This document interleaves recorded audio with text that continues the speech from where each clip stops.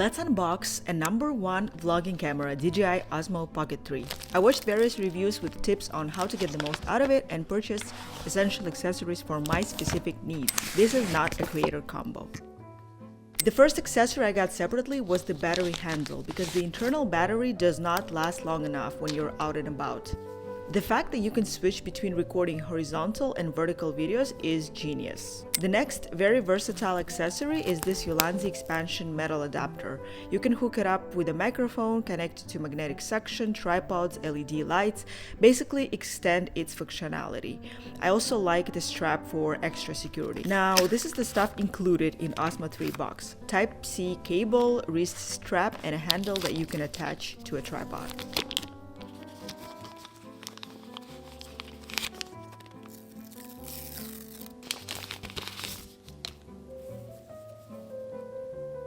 Next on the list is a magnetic filter that you put on top of Osmo 3 lens.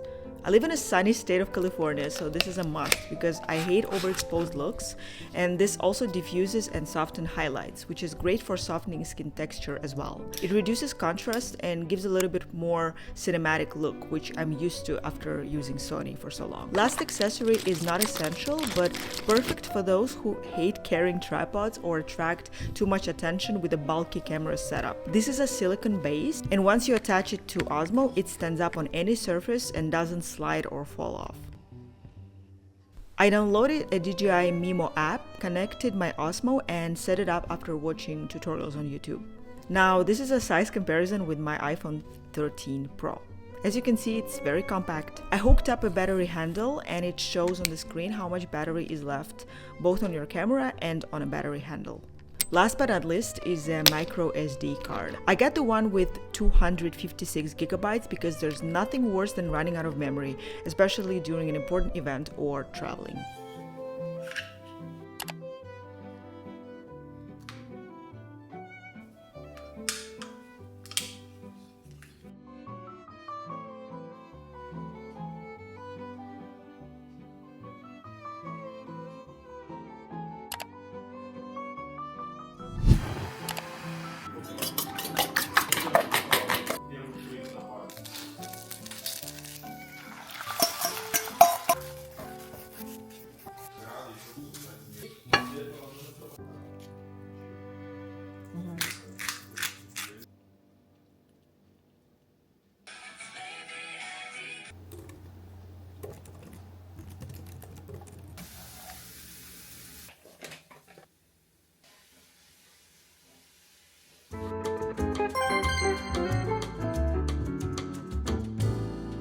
Где ты все это находишь такое смешное, прикольное? На ютубчике. На ютубчике все нашел. Молодец. Oh yeah. Haven't been here in forever. 8 a.m. until sold out. Closed on Sunday. Есть еще sweet potato cream. И есть bacon. Matcha brûlée sounds amazing. Hello. Can I please have one matcha donut?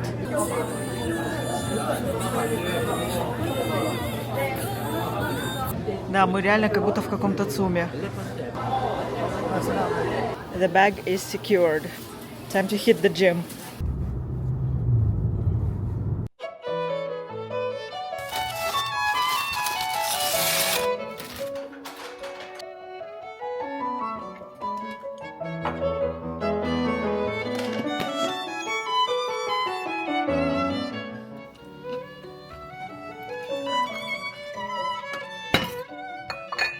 Damn, looks scrumptious.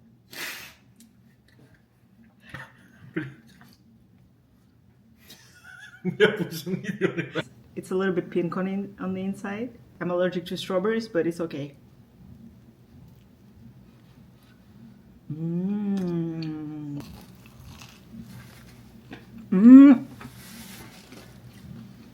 It's so green.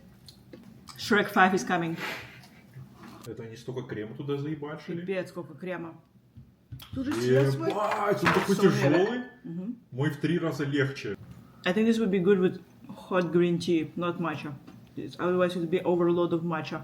Happy International Women's Day! Gotta make a good thumbnail, guys.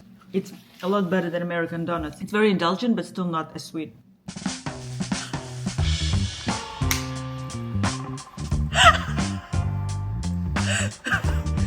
The thumbnail is not gonna make itself. You gotta pose for it. I already own this microphone, so that's why I didn't get the creator combo. But I didn't know that you're supposed to hook up this to this camera. So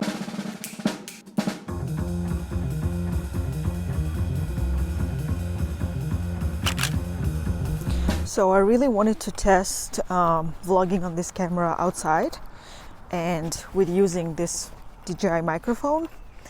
So I'm going for a little walk, which is also very, very good after you eat a lot of sugar like I just did. You know, we all follow glucose goddess, right? This is my first time using Osmo 3, so I still obviously have to play around with settings and attachments and everything. I also want to make a video comparing it to my Sony ZV-1. I feel like that's what I would want to see. I'm definitely happy that I got Sony camera over a year ago. I think it was a game changer for me because I really like cinematic quality of it and I like color grading. That was important for me. So far, it's extremely easy to carry this camera. Like, it's so small. I mean, no wonder it's called Pocket.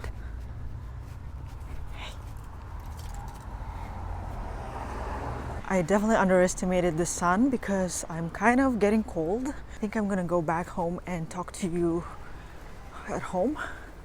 I'm also a little bit shy. There's like no one around me, which is good. That's a bonus of living in LA. I definitely have to get used to the fact that it's a gimbal.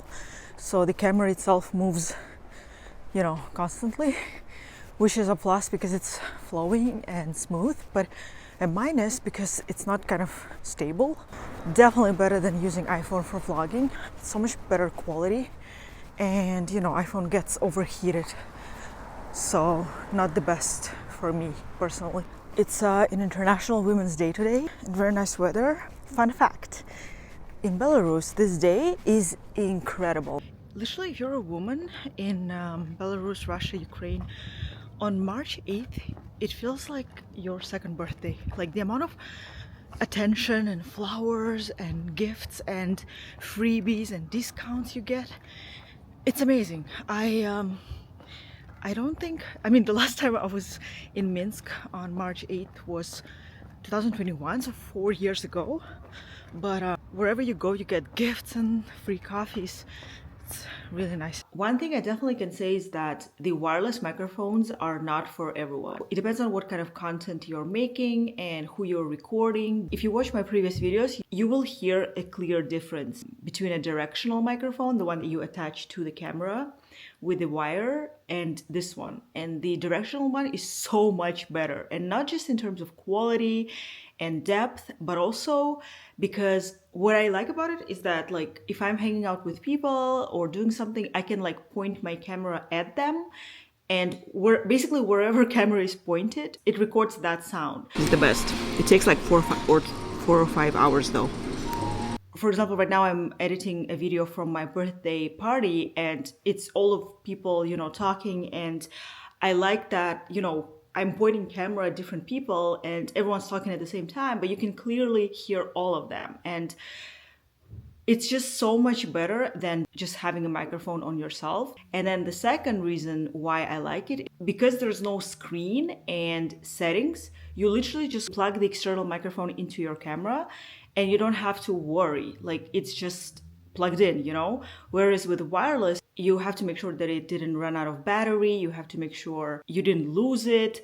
I don't know. I'm just not a fan. It's nice to have it. And I mean, I already own it, so I can't return it. But I feel like if I didn't have it, I wouldn't really miss it. So today's Saturday, and because I have so much work to do during the weekdays, I barely have time to figure out the whole YouTube thing, and I have so many ideas and so many videos that I need to film and edit, and I was thinking a lot about what type of videos I want to make and post and what is even the point of doing that, and I realized that I watched too many how-to videos on YouTube about content, and I think they fogged up my brain. I don't know if it's relatable to anyone, but I feel like I always compare it to being a musician. Like if you're writing music, you don't think about the algorithms or other people. You write a song and it's really good, and then it finds its audience.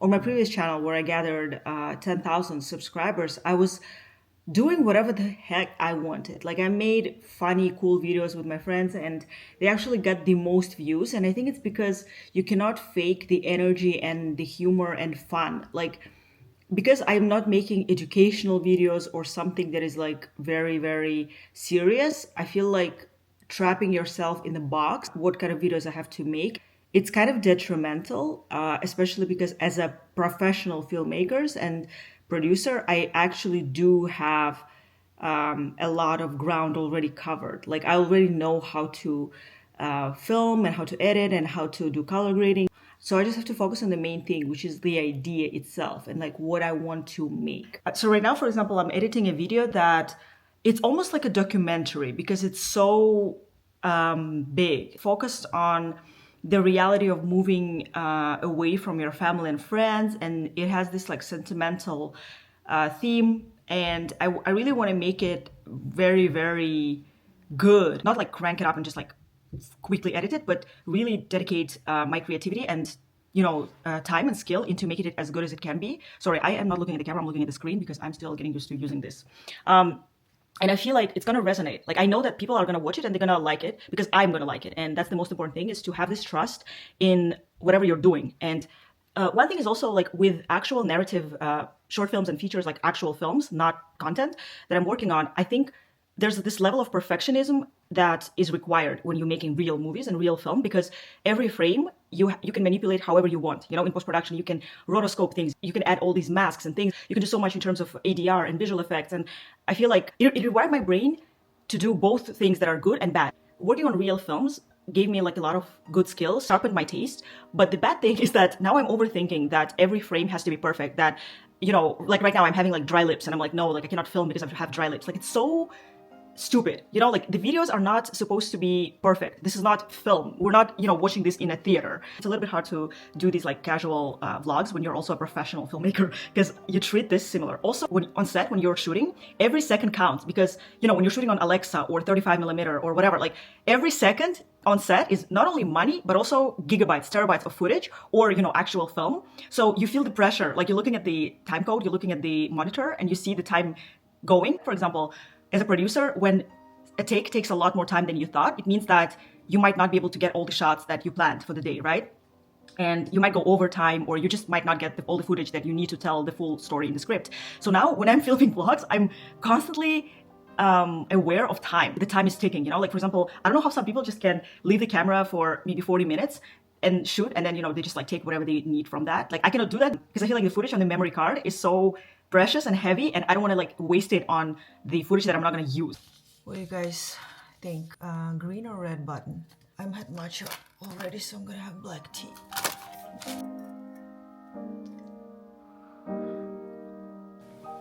I'm filming something, so never mind my red lipstick. I was in the middle of doing it, and then I was like, I am hungry.